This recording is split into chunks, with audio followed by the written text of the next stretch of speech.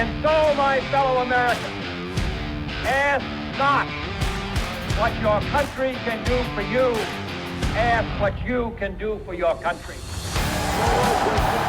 Welcome to the Politics, Prepping, and Paranormal Podcast. I'm so excited. Politics and paranormal. This is like the two things that I'm so obsessed with.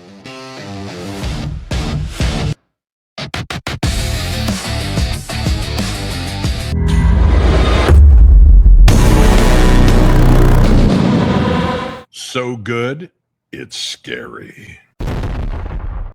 Are you ready? Welcome to the Politics, Prepping, and Paranormal Podcast. I'm Jeff Morey, and I'm your host. I'm sure all of those who follow me saw my post about cutting back for the time being on how many shows I'm doing. I've got a lot going on right now, so I just can't feasibly take the time to do a new show every week, unfortunately. But that doesn't mean I'm signing off. No, I'm just going to do one show a month with maybe an occasional bonus show here and there for the time being until I can hopefully get caught up and get everything going on in life together.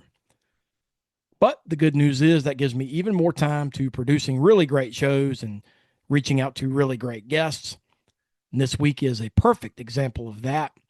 I'm super excited to welcome Corey Goode to the show this week.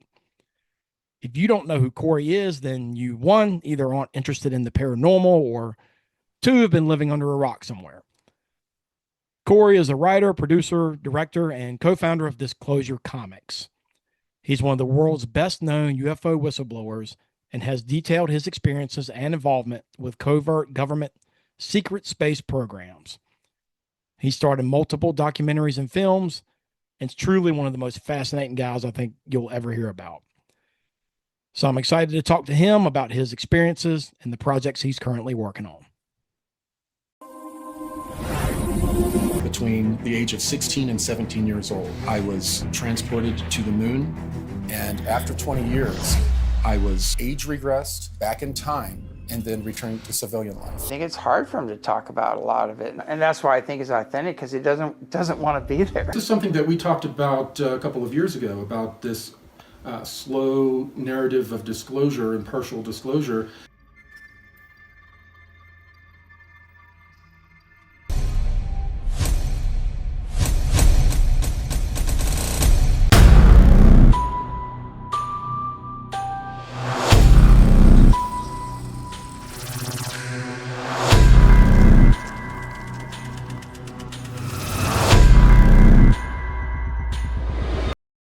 So I want to welcome Corey Goode to the show. Welcome, Corey. Thanks so much for joining me. Thank you. I appreciate the invitation. So before I ask you about some of your opinions, experiences, and work, for anyone who does not know Corey Goode, would you give them a quick rundown of your background? Yeah, it's quite a controversial and interesting background. In 2015, I started working with David Wilcock. We did a television show where I was describing the secret space program. It's a secret program that information will start coming in the coming years, will start becoming public. We were talking about a lot of different paranormal things, aliens, extra-dimensional contact, which I was having at the time, and the show went viral. We had all of these LARPers and fake people come out and started doing conventions where they were mimicking my information and life story. And we had a major network trying to steal it. It became so big. So eventually we had crazy lawsuits. My deposition was leaked where I was trying to protect my intellectual property from all the crazy people, and then cyber stalking. And it's become quite a crazy thing. But in the middle of all that, we've done 3 documentaries. We have a television show that's coming out. We're going to be doing a television show about all of the crazy stuff that we went through. So a lot of the people who do know me understand a lot of the craziness that went on, and the people who are getting to know me are going to get a front row view when we do our television show about it. So I guess the first thing I need to ask you is, how'd you get here? What led you into this field and this line of work, I guess, per se? I was in the IT field for 21 years. I was a VMware engineer, Citrix, worked, really mundane things. And I had a really bad eye injury that caused me not to be able to work for a while. And when I had surgery on the eye injury, it caused me to have a recall of all of these suppressed memories of when I was, there's a GATE program that's become real well known. The GATE program really is a gateway, and when it identifies children with special or certain abilities, they're gatewayed into other programs. And I was put into another program. We call it MILAB. They called it Project Moonshadow, a bunch of different things. But it's where they try to groom us to be able to interact with non-human intelligence and for other reasons. And, very traumatic stuff. Recall came, and I reached out to a couple of people in the paranormal field. One of them revealed my name publicly, putting me in danger. It made it very difficult to work in the IT field. And then David Wilcock finally came to me and said, hey, we'll do a television show on the certain network, and you putting the information out will protect you. And people that watched me in the beginning, they saw how nervous and uncomfortable I still am on camera. But that's kind of how I got the start. And then as the show became more and more popular, I had military insiders coming to me, giving me things. I released 2 DIA documents. I leaked them. I was the first to do that on wormholes and faster than light travel. It was a really big deal in, I think, 2018, 19. And then after that is when all of the takedown campaigns really started to occur. I guess the rest is history, as I say. And now MILABs, a lot of people have never heard of that term. That's military-led abductions, correct? Yes, and it's kind of a catch-all phrase. The program I was involved in, I heard them call it Moonshadow. I heard a couple of other program names, but MILAB, military abduction, and really what it goes back to is reabductions. The secret military was watching who was being abducted, and after the abduction was over, they would come in with their high tech and they would reabduct the abductee, and then they would put them under chemicals and deep hypnosis type of techniques to extract what happened, to gather intel about what happened during their abduction. And then they give them a screen memory. So they have probably a screen memory from whatever's abducting them, and then another one from the MILAB or Rehab teams that come out and abduct the people and screw with their brains even more. And this is a part of the 20 and back program that I've heard. Is this kind of connected to that? So you're one of the first person that I really know of that start to kind of bring that to public light and to talk about that. Yeah, So, I was, and I trademarked it, and because everyone was trying to steal it. You had people coming out in, these weird looking people with these glazed eyes that they couldn't swat a fly if they wanted to, and they're talking about being super soldiers and the 20 and back. They cut the heads off of a reptilian and all these crazy stories. It took on a life of its own. But the 20 and back is a separate off-world program, and as crazy as it sounds, we got the technology from some other non-human intelligence to allow us to do this weird war that's going on over humanity. And it allows them to remove themselves from our sphere on Earth and into another time sphere. They serve for 20 years, and then they're able to age regress through chemical means, which there's a lot of stuff in the news recently about them reversing people's age. That's been out for a long time. right. And then they transport the people back in time and reinsert them into the military or personal lives of what they were doing prior. So it's this weird stitch in time kind of agreement they've made with a certain non-human race to give us this technology to allow us to be on par with some of our non-terrestrial enemies, which jump around in time just as easily as they do space. And I think that's a lot of things that people are starting to wake up to in the UFO community is, I guess the old understanding was extraterrestrials, aliens from another planet, now with the wormholes and everything that people are starting to hear about, talk about, and discover, I mean, it really is interdimensional. I guess you would describe it as that way, isn't it?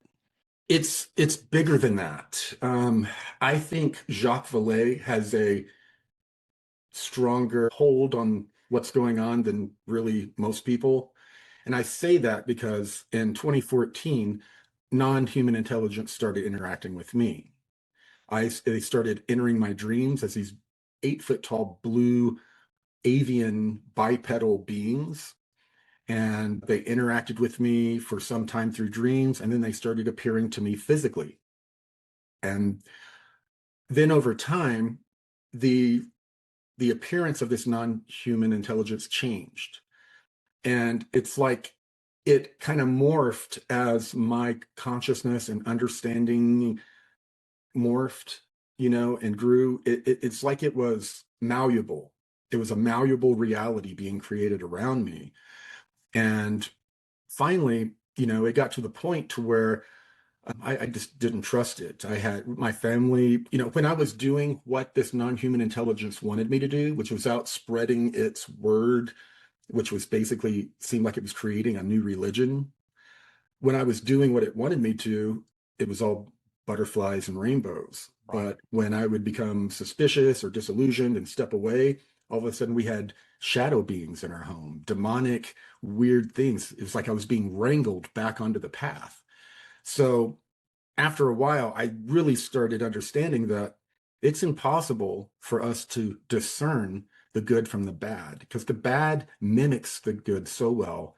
It can control the way we feel, our emotions, it can make you cry, it can make you happier than you've ever been. It's people are underestimating the non-human intelligence. And that's a lot of the new television show Contacted. I'm going to be talking about that quite a bit. There is a trickster element to it. And if you think that you can discern what this intelligence is, you're wrong. Because I've talked on other podcasts you may have heard about, everyone believes that there's a group, like Majestic 12, that has all the answers. They know what the hell's going on, but you know what? They don't. There is not. What I have found, because I got to know a lot of these military people, is that there are multiple factions within the DOD or DOW now, the Department of War. And some of them are like the Collins elite. They're really strong Christian conservatives. They think all of this stuff's the devil. And after my experience, I'm, leaning that way a little bit myself. Yeah. And that's kind of what I'm a Christian myself, and that's kind I of am what, too. Yeah. that's what we're, a lot of people are told to believe that don't have an open mind about this stuff. So, yeah. But the thing is, I'm a Christian, and realizing that there's this whole esoteric one world religion being created, and a lot of people are being pulled into it unwittingly and becoming like prophets of it and helping it happen.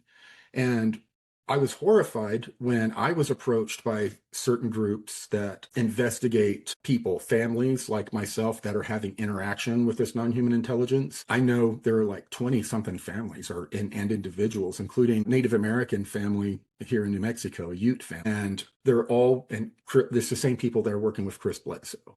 And all these people are Rosicrucians, and they're part of 3 different universities. I think the University of North Carolina, Notre Dame, and Stanford. And I was approached through my military friends. They wanted to study my family. They wanted to give them MRIs.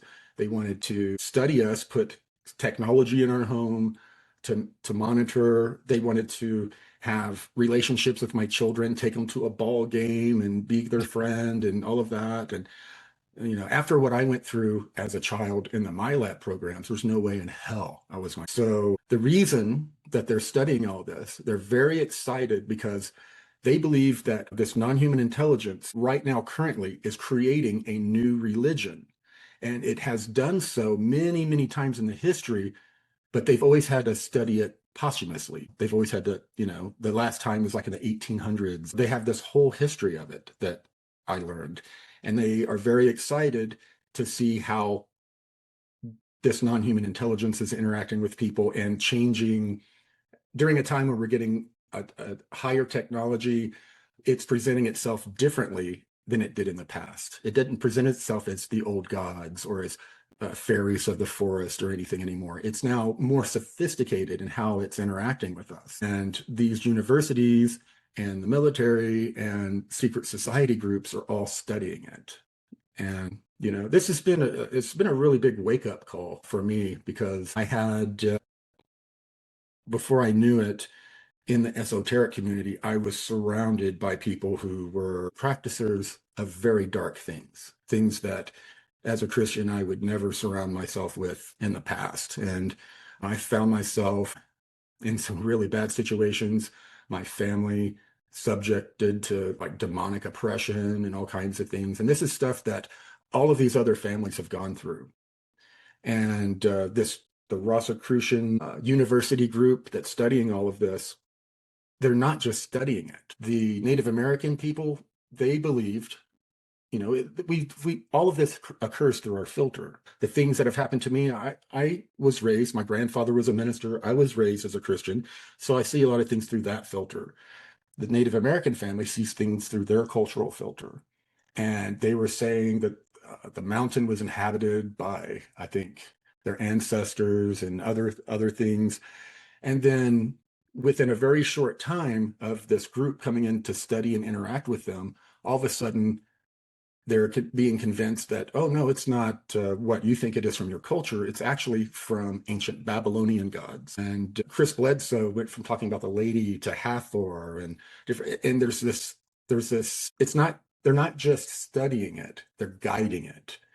And this is happening at the same time as they believe that this new one world religion is going to come about that all other religions plug into. Well, let me ask you, do you think that the current movement for disclosure, is this a part of this? Are they trying to groom us for something? I mean, I don't trust the government as far as I can throw them. Everything's happening as I was told years ago. This is all very planned. There's a drip disclosure going on. And the main reason is there's a couple of dates that we've all heard on the inside that something's going to happen, that non-human intelligence is going to reveal itself, or there's going to be some sort of an event.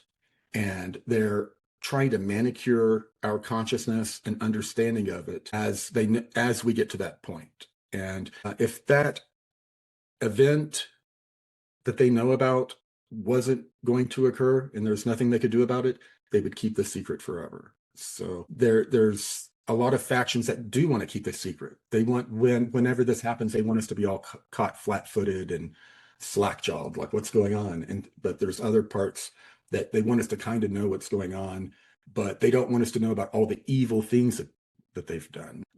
Disclosure is not just about, are we alone? It's about the last 80 years of crimes against humanity to keep the secret. That's really what disclosure is all about. And there's a lot of people wanting to give amnesty to all of these people. People like myself, who as a child was taken and experimented on and treated very badly by these government groups. It's very upsetting to think that these people would get amnesty.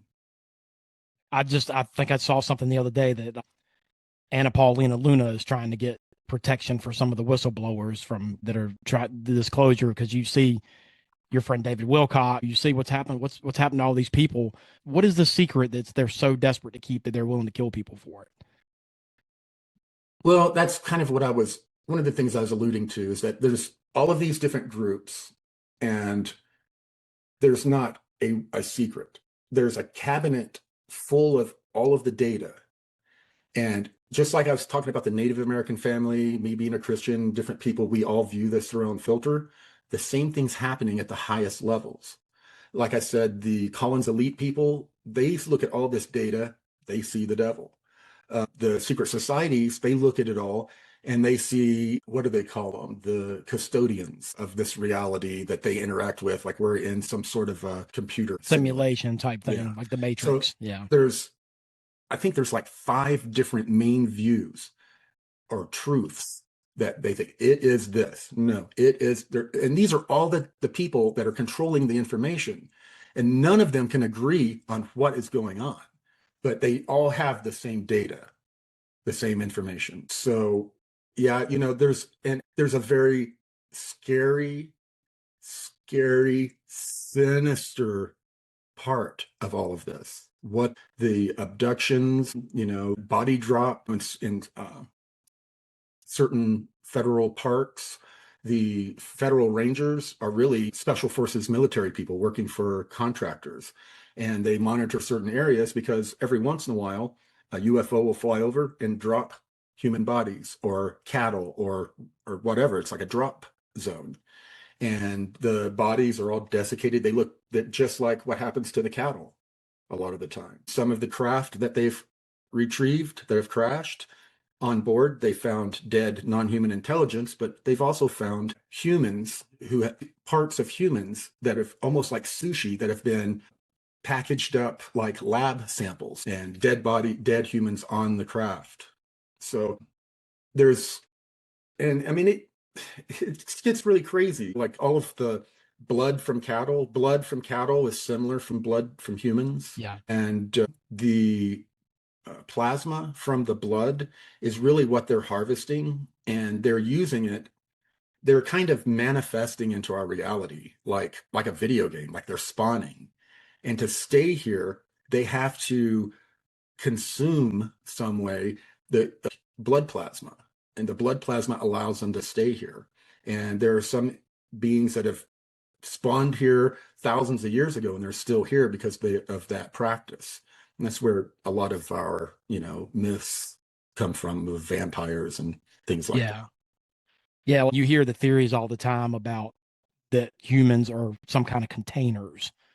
That's something you hear, vessels or containers. I mean, that's, even from a Christian perspective, that's true. it is. I mean, it's souls, Yeah. Yeah. And one of the biggest things that we found out talking to other psionics, I was a psionic asset, is that when they've interacted, not physically, but when they've sat out in the sky watches and they've interacted and made communication, these beings tell them that they're from the afterlife. And what we've kind of learned is that we live in a nested reality. We're here on Earth, and nested all around us are all these like other dimensions that kind of overlap each other. And these are real places, back in the old days, they called them other realms, but it's the same thing. They're other dimensions. We just use different words. And whatever non-human intelligences are coming in and out of our dimension, I'm told that they have to poke through this realm of the dead, and they come into our reality. And when they do, things will follow them sometimes, because it's like poking a hole, and a little smoke goes through with them. And that smoke is what was supposed to stay on the other side. And the grays are focused on two main things. They're focused on genetics, some sort of genetic program that they've been doing, and our souls. I've talked to so many abductees that have had their souls popped out of their bodies while being abducted, and that these things are, doing things with their light body or soul or whatever you want to call it before putting them back in their bodies. There's been certain remote viewing and other information that's come to me about after people die, that these things are trying to grab certain souls. So all of this information is in that file cabinet, and the Collins elite look at that and they're like, oh, that sounds demonic. All demonic, yeah. But the other groups look at it. You're not going to believe what some of the papers, they have papers talking about nearly 1 billion humans on this planet don't realize, but they're living in a symbiotic relationship with a non-human intelligence. That's how they describe it. We would call that like possession, or many other terms that could be used for it. But there's this whole scientific, it's like, I can't remember what they called it, like biological symbiotic entities. I think that's what they called them. And so the different scientific people, you kind of see where I'm going with how we're all splitting hairs on what we're seeing and what we think it is. And at the very top level, the same thing is going on there. There's not one person that could come out and say definitively, this is what's going on, because none of them know. All of them believe. It's all about perception too. And for people like everything's true, and nothing's true. It all depends on perception. And for people like me, I just want to understand. That's all I want. I think a lot of us in the community, Yeah. I'm never going to falter on my beliefs. I just want to understand. It's just that knowing and understanding is that what we strive for. It is. And wanting to know is healthy, but you have to be careful because whatever this non-human intelligence is, it uses mystery, the good side of it and the bad side. It uses mystery to further draw you in and pull you into the rabbit hole. And the further you do that, you go into that, the further you look back and you realize that a lot of your beliefs and the things you held dear, you've kind of left them further and further behind. It's good to understand and know what's going on, but getting involved to the point of where you're interacting with this non-human intelligence like I was, it can be very dangerous for you, your family. It can destroy lives. Yeah. It's a very powerful, people in the Christian community, they're always like angels or demons. But I'm sorry to tell you guys, the other realm is far more complicated and populated than any of you know. It's not all demons. There are levels that go all the way up to like these really crazy cosmic intelligences that are fallen intelligences. It is not as simple as people want to make it sound. From Absolutely. any of the religions. I've heard Muslims and different people. We all have our different perceptions and beliefs, and we should not be apologetic for having those beliefs.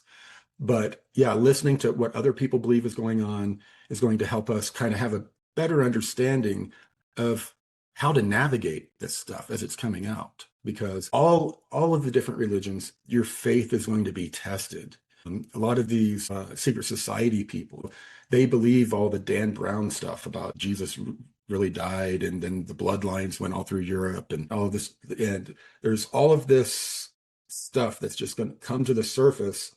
And whatever religion, older religion that you're a part of, Muslim, Christian, Jewish, whatever, your faith is going to be tested. And you're going to have to integrate your faith into what is going on now without losing your faith.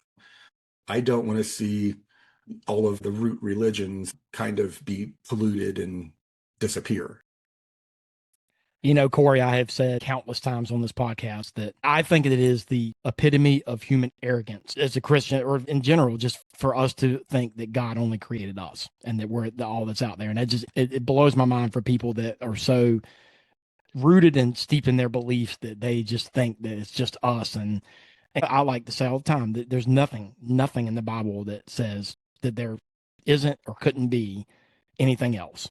And I just think that is the epitome of human arrogance. And I can still hold my beliefs. I still believe. And I've had an experience with a shadow person myself. And that's how I rid myself of that evil, was through God's grace. And yeah, I love talking to people like you and, that understand that. And, you guys are on a different level than me because I'm just trying to understand.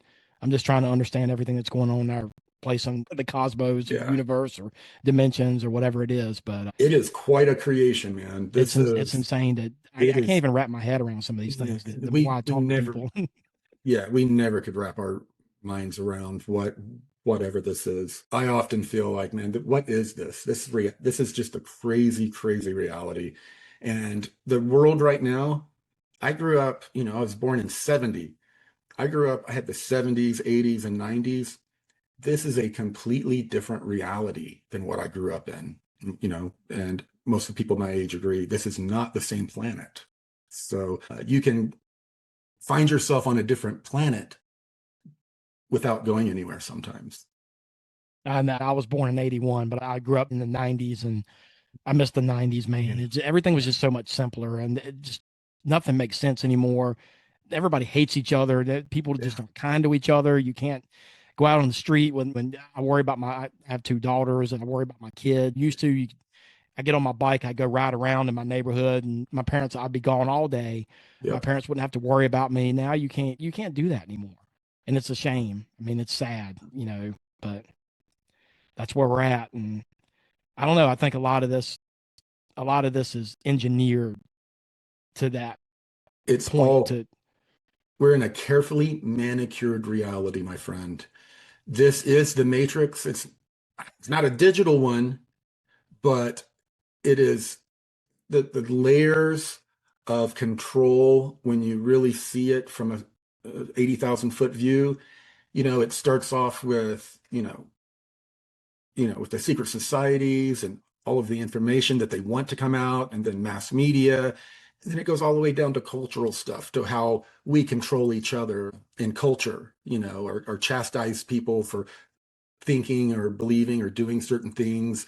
It's all control, and all of that is manicured. None of it is just human nature.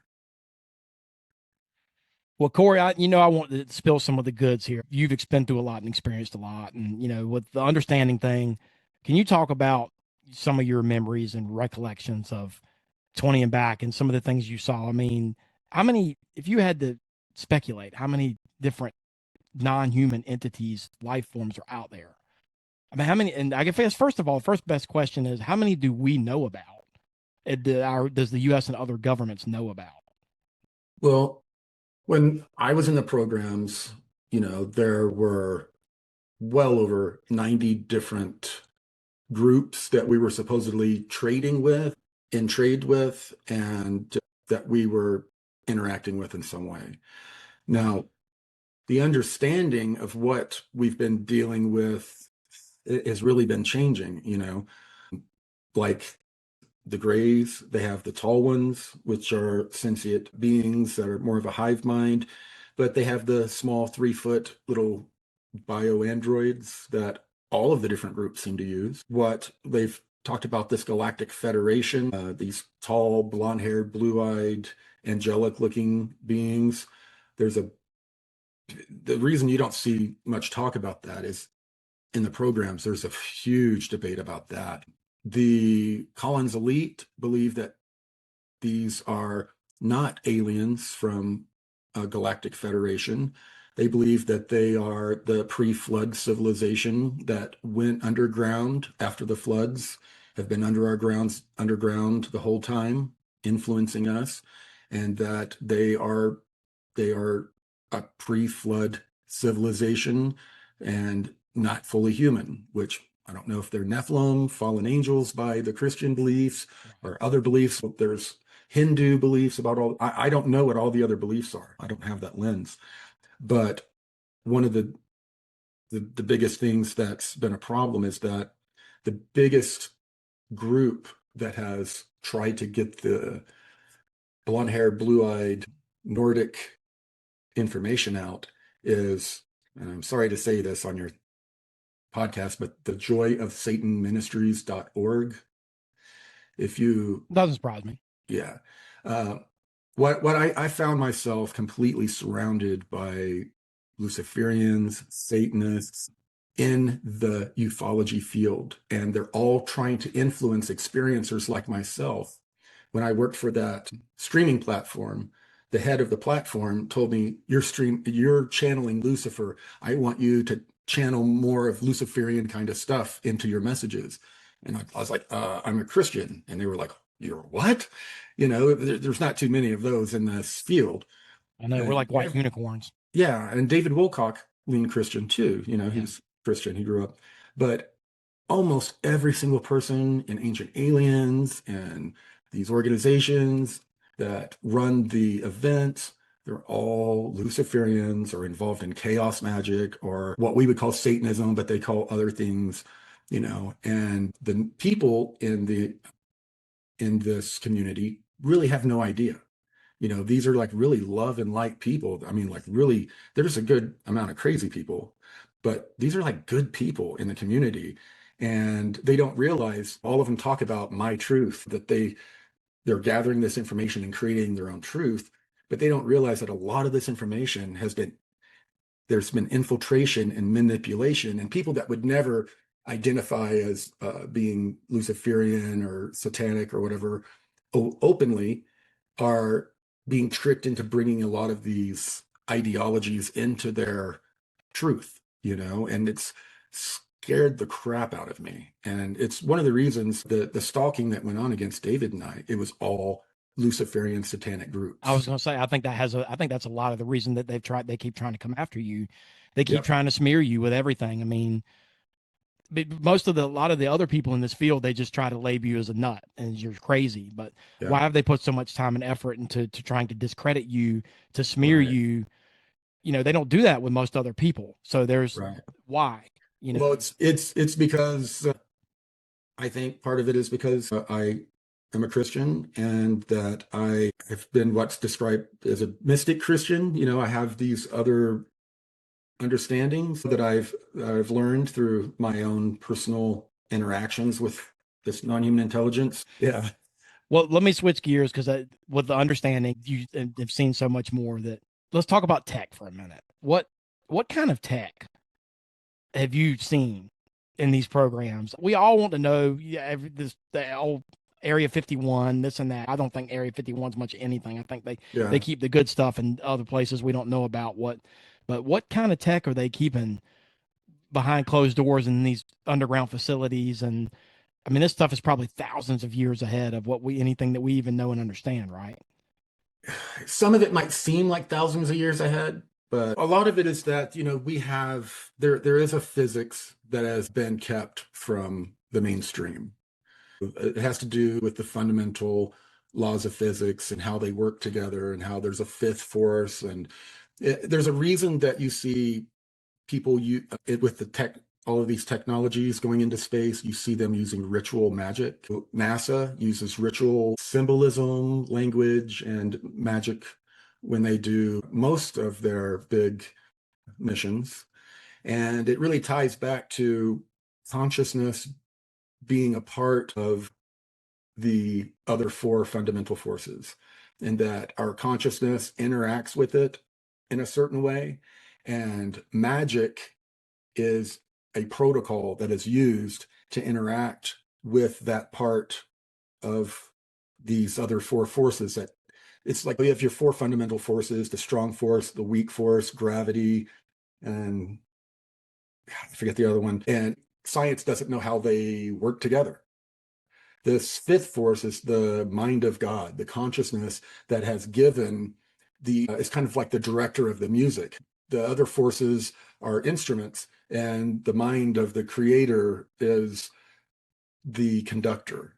And different ET groups, transdimensional groups, and now us have learned to tap into that. And it's a mixture of science and magic to have certain outcomes that you can't do just with technology alone. So there's that aspect. But they have developed technologies that, you know, healing technologies. Every disease, every biological organism has its own frequency, it puts off like a radio frequency. And they've cataloged all of those frequencies, and they're able to, not like white noise, but like they send the opposite of that frequency, you know, whatever that frequency is, they send the opposite to I've seen a lot of research into that. Yeah, to that one area, and they kill the organism or the disease. And then I've already mentioned they have the age regression technology. They have, well, of course, the energy is some of the biggest secrets, because that's what would collapse our economy. Unlimited You know, energy. they've had thorium generators forever. I can't remember the name of. They have a device that has a certain mineral on it, and then there's a certain mineral. It's like a basket, metal basket, and it has all of these little, kind of like a radiator on a car, has all these little areas that are coated with this mineral. And they put it in this big, long cylinder type machine. They put it in and close it. And there's another mineral and a certain field inside the machine. And it's kind of like a magnet, north and south. When you put them together, or two souths, they'll repel. This mineral has the same sort of thing going on, except for whenever you bring the two south poles together, it creates an energy instead of just repelling. And it also causes the basket to spin, and this basket spins, and it's just like tiny lightning electricity all going through it, and it's all funneled to this giant capacitor that builds up the energy and puts it out for engines or a weapon, life support, certain things like that. There are a bunch of different things that I've been documenting that I'm starting to put into. I'm writing books based on a lot of the stuff that I went through. We're doing a manga illustrated sci-fi novel to where I can put a lot of this stuff in and So get that's gold, context man. to That's it. gold. People want to Yeah. hear about this stuff. Oh yeah, it's fun. We also have interest in doing a television series based on it. So it's my way of getting kind of this information out in a non-threatening way. But yeah, like this has been quite a journey for me and my family, from the very beginning, being contacted by, you have like these angelic beings appearing in front of you in your house, and you start feeling special, and it encourages that. And then it plays with your ego and your mind, and you start to think that, okay, and everyone out there is like wondering, is this stuff real? This stuff like proves itself to you. It's not afraid to prove itself to you, and then start a relationship with you that is manipulative for the most part. I know a lot of people have positive interactions, and they've had ascended masters and different things that they've interacted with, and there is an angelic side to this, because you can't have one without the other. Right. But the majority of what people are dealing with, there's a trickster element to it. It's nefarious, and I think we're going to get to a point to where, when certain disclosures are made by the president and others, that it's going to start showing itself to us more and more. They're already teaching people how to summon them in your backyard, and the more and more these things start appearing, the more and more we're going to start praying to it and calling to it, as humans do, and it's just a real slippery slope. Well, I can say for people like me and you that have experienced it, we know it's real, and we know that there's more to it than that. So this has been a fascinating conversation. So you've got Above Majestic, you've got Beyond Disclosure, so many different things that you're into. What are you working on? What's some of the projects you got going? Well, right now we're working on the television series Contacted, and it's going to be about the evolution of my understanding of this non-human intelligence after interacting with it for all of these years, other people and their understandings of what they're dealing with. And we're going to try to make sense of it a little bit. And in that show, like I said, we're working on pitching again soon the television series based on our manga novel. It's going to be called 20 and Back, Project Moonshadow. I'm working with a couple people right now developing Alien Mania. We're going to do like a true crime reality TV series about all of the crazy stuff that I've gone through. It's going to talk about the death of David Wilcock, the cyber stalking, all of the satanic people that openly talked about using black magic on us, bragged about it in their videos, wearing their little horns and making fun of us, doing their little Satan sign. They were very overtly Luciferians and Satanists that were going after us. And I think it really goes back to David Wilcock in his resignation letter. He really said some things about how that streaming service was trying to push us towards putting out satanic information, and that was leaked and became public, and it caused a lot of eyes to be on this movement and people to see the little Luciferian satanic groups that are embedded and influencing this consciousness disclosure movement. It's being manipulated and screwed with very cunningly these are like people that have mad respect from a lot of us. The Ancient Aliens people, I met all of them. I was on Ancient Aliens. I, had drinks with them at events, and I would see what a lot of these people were in the background compared to the public face. Right. And it's really quite scary because they all assumed I was going to be just like them. One of them. So they acted themselves. Yeah, it doesn't surprise me. But you've been talking about this stuff. You were one of the biggest known whistleblowers in the world. You watch your back, man. Do you worry about anything happening to you? Because you're bringing a lot of stuff to light that they don't want you to talk about. So is that something in the back of your mind? You got a family. Yeah. My best friend. God bless you for talking about it and letting people know about it. But, at the back of your mind, is there a worry? and all this. Yeah, there's a lot of different ways they can come at you, destroying you publicly, cyber stalking, coming at you financially. They did all three of those with David and I. And finally, David just collapsed under it all, and unfortunately took his life. We've all had death threats.